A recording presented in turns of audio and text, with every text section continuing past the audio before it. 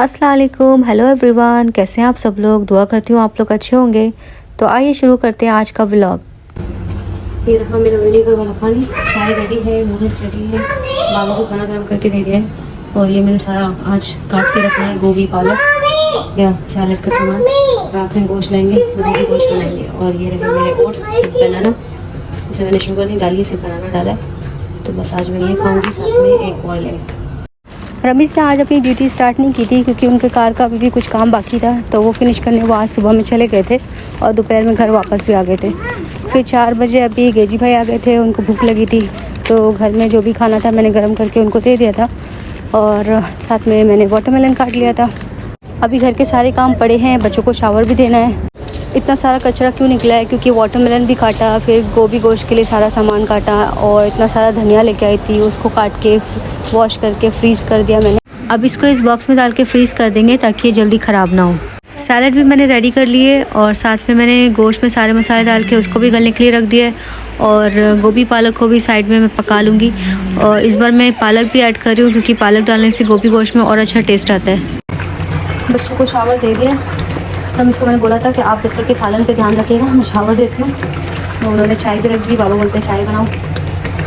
बस ये अभी तक भुना नहीं है, इसको टाइम लगेगा क्योंकि आधा कप से थोड़ा सा ज़्यादा पानी डाला है, फिर भी इतना पानी हो गया। पता नहीं इतना पानी क्यों हो जाता है।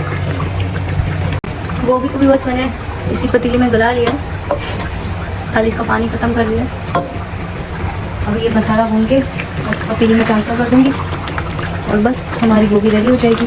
साथ में इसको गार्निश कर देंगे हरा धनिया के साथ। गोश्त को भूनने के बाद मैंने इसमें गोभी ऐड कर दी थी और गोभी ऐड करने के बाद भी मैंने इसको 10-15 मिनट के लिए भून लिया था ताकि इसका जितना ही पानी हो सब ख़त्म हो जाए। तो बस अभी 8 बज गए हैं और हम डिनर कर रहे हैं। रमीज़ रोटी ले आए थे, 8:15 बज रहे हैं, बस डिनर करते ही हम लोग बाहर आ गए।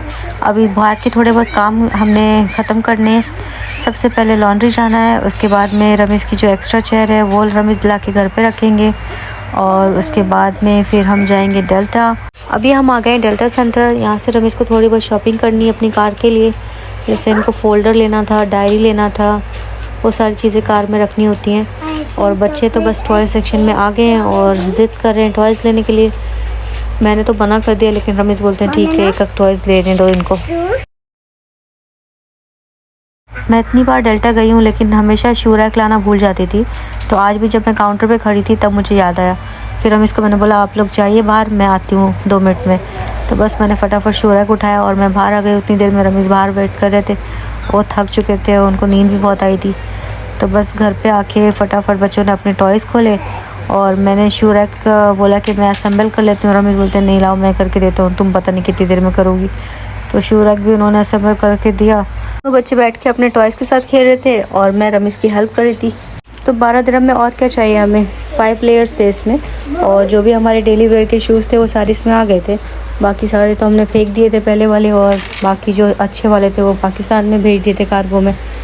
तो ये रहा शू रैक, रेडी होने के बाद कुछ इस तरह दिखता है। आज संडे है, अभी 1 बजे हमारी सुबह हुई है। अभी रात में हम लोग शायद से 11-11:30 बजे सो गए थे। तो मैं उठी थी सुबह नमाज के लिए 5 बजे, फिर मैं वापस से सो गई थी। और रमीज़ चले गए थे 8:30 बजे तक अपनी जॉब पे और इल्हाम पूरी रात अपने बेबी के साथ सो रही थी। बस 1 सेकंड भी इसने इसको नहीं छोड़ा है, पूरी रात अपने बेबी के साथ सोई थी। विशाल उठी है, उसने फिर मुझे उठाया और उठने के साथ ही टॉयज़ लेके बैठ गई है। ये इल्हाम के कल वाले नूडल्स हैं, अभी तक ये लोग के ख़त्म नहीं हो रहे, कल भी नहीं खाए इसने। मैंने अपने लिए ओट्स बना लिए, साथ में इसमें एप्पल है, हाफ एप्पल और ड्राई फ्रूट्स और चाय। इल्हाम ने भी बस 1 होने वाले खाए, उसका भी हो गया। और विशाल ब्रेकफास्ट में कुछ भी नहीं खा रही है 2 दिन से। इसको कल भी मैंने दिए थे, इसने कल भी नहीं खाया, आज भी नहीं खा रही।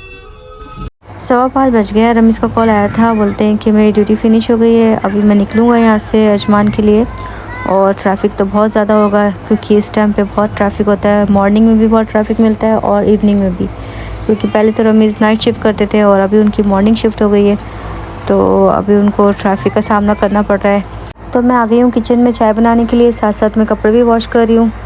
पहले मैंने ब्लैक वाले वॉश कर लिए, अभी लाइट कलर वाले वॉश करने। ये पूरा वीक दुबई आना जाना लगा हुआ था, तो डेली के 2-3 जोड़ी कपड़े तो निकल रहे थे और वॉश भी नहीं कर रही थी, इसके लिए इतने ज़्यादा कपड़े हो गए थे। विशाल को चीज़ ब्रेड खाना है तो मैंने ऐसे बना दिया। विशाल की फ्रेंड भी आ गई है, माहिरा, तो ये लोग दोनों खा लेंगे बैठ के।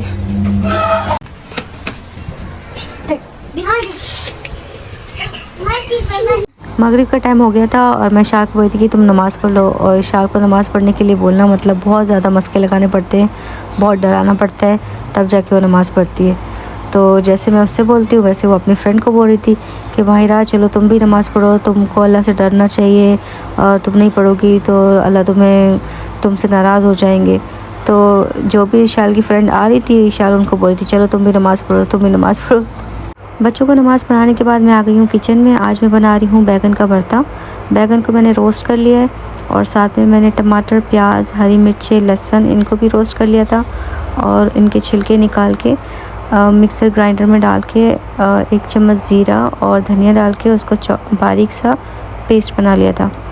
बाकी मसालों में इसमें आधी चम्मच हल्दी, आधी चम्मच मिर्ची, थोड़ा सा सॉल्ट, 2 चम्मच विनेगर, ये सारी चीज़ें डाल के जब मसाला अच्छे से भुन गया तो इसमें बैगन ऐड कर दिए और इसको दम पे रख दिया। बताइए कितने बजे के निकले? बोले ना मैं वीडियो रिकॉर्ड कर रही। कितने बजे निकले हैं? 6 बजे के निकले हैं आप, 8:30 बजे आ रहे हैं घर पे आप? नहीं, आप कहीं और भी गए थे ना? शादी करने गया था। नहीं बताएंगे। 8 बज गए। विशाल ने बैगन का भरता खाना है और हम लोग ने गोभी गोश्त।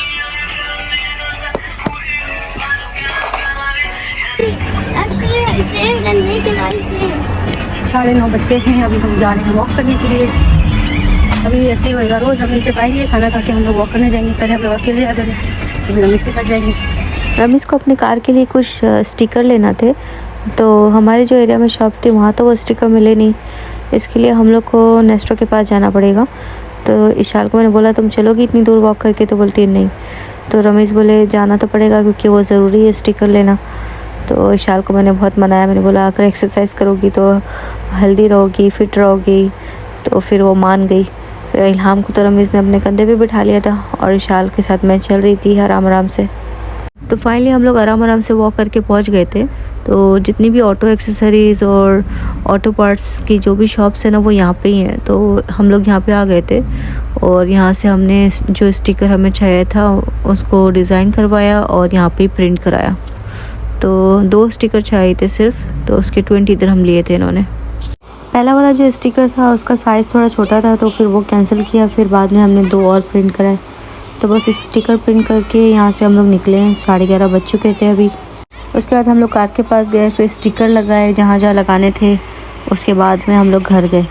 पहली बार हम कार पे स्टिकर लगा रहे थे और हमें पता भी नहीं था ये स्टिकर कैसे लगाते हैं, कैसे पुल करते हैं। तो हमने शायद गलत तरीके से पुल कर लिया था। इसकी वजह से ना जो अल्फ़ाबेट थे वो स्टिकर के साथ में स्टिक होके निकल जा रहे थे। तो फिर जब दूसरे डोर पे हमने लगाया है तो हमने फिर उसके अपोजिट डायरेक्शन से पुल किया, तब जाके वो ईज़िली निकल के आया। उसके बाद हम गए सुपरमार्केट, बच्चों ने अपने स्नैक्स वगैरह लिए और हमने बिल्ली को खाना डाला। फिर हम लोग घर पे आ गए। तो बस फ्रेंड आज के इस वीडियो को करते हैं एंड, और फिर मिलते हैं अगली वीडियो में। Thank you for watching. अगर वीडियो अच्छी लगी हो तो please do like and subscribe. Bye bye.